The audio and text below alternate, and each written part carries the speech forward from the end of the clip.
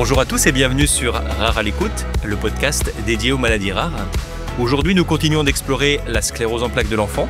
Et pour évoquer cette maladie rare, nous avons le plaisir d'accueillir Madame Jocelyne Nouvegir, qui est présidente de l'AFSEP, l'Association française des sclérosés en plaques. Bonjour Madame Nouvegir. Bonjour à tous, merci de me recevoir sur votre plateau.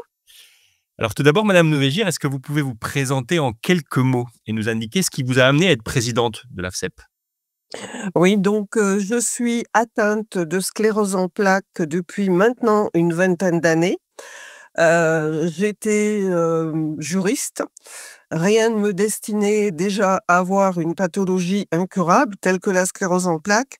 Et tout naturellement, je me suis sentie investie d'une mission et d'une agréable mission, c'était de faire de la communication, de la sensibilisation sur cette pathologie pour combler un petit peu le manque que j'ai eu par rapport mon diagnostic à moi qui a duré 8 ans. Et 8 ans, c'est long, c'est très long. Ça ne changerait rien à la prise en charge, mais c'est très long. Et cette association, nous sommes tous bénévoles au sein de cette association et j'ai trouvé une seconde famille. Alors justement, au sein de l'AFSEP, quelles sont les missions de l'association ? Alors, cette association, l'Association française des sclérosés en plaques, existe depuis 1949. C'est une association qui a été créée par des patients, pour des patients. Et plus de 60 ans après, c'est toujours le même schéma. Donc, on accompagne au quotidien, on finance bien évidemment la recherche médicale, hein, qui est indispensable, mais on est très orienté recherche en sciences sociales. Pourquoi ? Parce que dans une pathologie chronique telle que la nôtre, parlons de la sclérose en plaques, l'accompagnement au quotidien, 7 jours sur 7, est primordial dans la prise en charge de cette pathologie. Donc, on est articulé avec un service juridique, un service social, une écoute psychologique 7 jours sur 7 par 2 neuropsy cliniciens, des ateliers d'équithérapie, des ateliers bien-être, des séjours de répit et un standard qui fonctionne. Notre siège social est à Paris et hors bureau, hors horaire bureau et pendant les vacances, le standard m'est basculé 7 jours sur 7 pour éviter qu'il y ait des appels qui sombrent, par exemple du vendredi à week-end jusqu'au lundi. C'est une maladie qui nécessite une écoute, ne serait-ce que quelques secondes, mais une écoute et une réponse. Et quelles sont les actualités de l'Association française des sclérosés en plaques ? Alors, les actualités, il y en a plein. On a un service communication qui est composé donc de 3 personnes externalisées. On fait des actions nationales. Alors, pour la 3e année, nous faisons un séjour, 4 sessions à l'année d'une partie du chemin de Saint-Jacques de Compostelle pour les personnes atteintes de maladies neuro-évolutives. On essaye de dire que ce chemin, c'est pas le chemin de l'impossible, il peut être ouvert à tout le monde. Nous avons fait l'acquisition d'un combi Volkswagen qui parcourt toute la France à travers les établissements scolaires avec des partenaires tels que la Croix-Rouge. Nous avons créé une exposition itinérante orientée jeunes, moins jeunes. Elle va parcourir toute la France. Elle est magnifique. Elle s'appelle le miroir de la sclérose en plaques. On crée des spectacles, on crée des semaines à thème pour les enfants. On essaye de donner la vraie parole aux jeunes atteints de sclérose en plaques. Ouais. Et surtout à travers les établissements scolaires. Pourquoi ? Parce qu'en fait, il faut changer le regard des enfants malades dans les établissements scolaires. Non seulement pour les enfants atteints de sclérose en plaques, mais pour ces enfants aussi, souvent, qui sont jeunes aidants d'un papa ou d'une maman au domicile.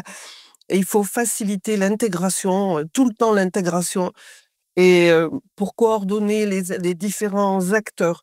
Parce qu'on ne veut pas dire qu'on va faire de la prévention. Cette maladie, il y a pas de prévention. On peut que faire de la communication ou de la sensibilisation, mais en aucun cas de la prévention. C'est une maladie qu'on ne peut pas prévenir. Alors on a un schéma annuel important. On va signer un partenariat avec la Fédération française tennis sport adapté en santé, parce qu'on estime que tout le monde peut faire du sport, les enfants peuvent faire du sport. Oui, le sport adapté fait partie d'une bonne thérapie médicamenteuse. Nous, on part du principe à l'association que sur une pathologie telle que la nôtre, on va dire, allez, un quart, moitié sont traitements médicamenteux, mais tout le reste, c'est la prise en charge au quotidien. On en fait en sorte de créer de la solidarité, de la communication entre parents, enfants, de libérer la parole. Alors justement, notre émission est consacrée à la sclérose en plaques de l'enfant. Au sein de l'association, vous recevez des parents dont l'enfant est touché par une sclérose en plaques ou des enfants eux-mêmes. Quelles sont leurs attentes spécifiques par rapport aux patients adultes qui contactent l'association? Bon, les attentes des parents, quand on a les parents, vont essentiellement sur la scolarisation, ce qui est important. Ensuite, est-ce que mon fils ou ma fille peuvent pratiquer une activité sportive? Est-ce qu'ils peuvent, jouer, dans la cour ou dans le préau avec les autres enfants? Est-ce que c'est pas dangereux? Non, c'est pas dangereux. Il faut changer le regard de l'enfant, parce que cette maladie, elle va être très difficile à vivre. Elle ne fait pas mourir, mais il faut que l'enfant ou l'adolescent mène une vie, aussi normale que possible. Alors, il y a une sensibilisation à faire et le milieu scolaire aussi. Les infirmières scolaires, pourquoi on intervient dans l'établissement scolaire? Parce qu'en fait, l'infirmière référente du collège ou du lycée, on va dire du collège plus, si elle n'est pas informée qu'il y a un gosse qui a cette maladie, déjà, nous, on a des difficultés adultes d'expliquer ce qu'est la sclérose en plaques. Se justifier quand on est fatigué, un adulte, on n'a déjà pas envie de se justifier. Un enfant qui tape le ballon dans la cour, il a surtout pas envie de se justifier par rapport à ses copains et copines. Nos 2 psy vont mettre en place dès la rentrée scolaire, une écoute, psychologique, adaptée, pour donner la vraie parole aux enfants et aux parents, bien sûr, parce que sans l'accord des parents, on peut rien faire. On a nos séjours à thème, je vous dis, l'enfant qui veut du ski, il ira au ski, l'enfant qui préfère aller à la mer, il va aller à la mer. Des partenariats avec des clubs sportifs, et je trouve que c'est très bien et le tennis, le sport adapté qu'on va mettre en place là, dès le mois de juillet sur toute la France, dans les départements qui le souhaiteront, je trouve ça génial. Laissons vivre les enfants comme ils doivent vivre. Il faut les laisser grandir. Il faut leur expliquer cette maladie. Va pas les écarter d'une vie normale par certains moments, mais pas tout le temps. Pas tout le temps. C'est une maladie neurologique. euh, et c'est bien d'en parler. Pourquoi? Parce que quand on vous dit vous avez la sclérose en plaques, ils voient ça, les gens, comme une maladie de personnes âgées. Pas du tout. C'est une maladie qui frappe de 8 ans à 70 ans, hein. Voilà. Donc c'est important de libérer la parole. Et quelles sont les actions que vous mettez en place spécifiquement à destination des enfants et ou des adolescents qui sont touchés par une sclérose en plaques? Alors la sensibilisation dans l'établissement scolaire avec des partenaires. On a donc des flyers adaptés, on a des revues adaptées, on a des films adaptés tels que Les Reines de la CEP, il y a 8 ans. On a ouvert les premiers ateliers en France d'équithérapie. On permet à ces jeunes de faire du cheval, hein. C'est pas simplement monter sur le cheval, hein. C'est aller caresser le cheval, être, pour leur dire que la thérapie par l'animal, elle existe.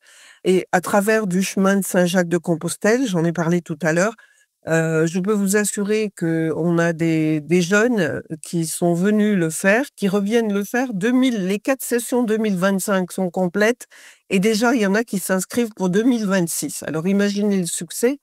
Tout le monde dort dans des dortoirs, mais c'est adapté. Il y a de la vie, il y a de l'animation et du partage. Et ces enfants-là, on s'aperçoit qu'il y a une richesse et ils ont un besoin de communiquer.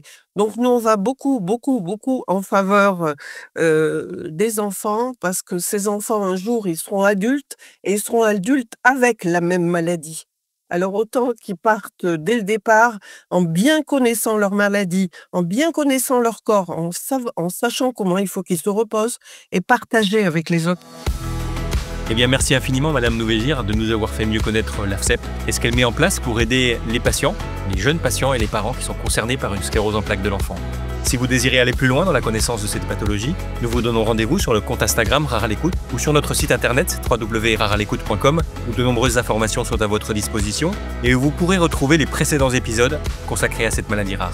Nous vous remercions pour votre fidélité et nous vous donnons rendez-vous sur la chaîne Rare à l'écoute pour un prochain numéro sur une nouvelle maladie rare.